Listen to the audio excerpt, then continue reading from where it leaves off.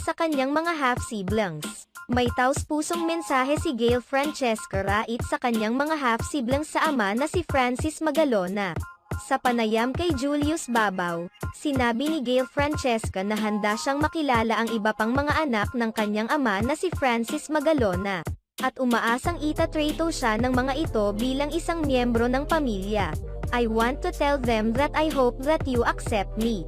I don't have any bad intentions po, I just. Sa kabilang banda, aminado naman si Gail Francesca na gusto niyang sundan ang yapak ng ama at maging ng mga kapatid sa showbiz industry.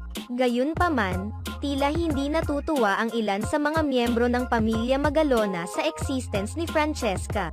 Matatandaang nilike ni Frank Magalona ang isang tweet na bumabatikos sa ina ni Francesca na si Abigail Rait kung saan tinawag itong homewrecker. Pinagsabihan din ni Francesca ang kanyang ina na huwag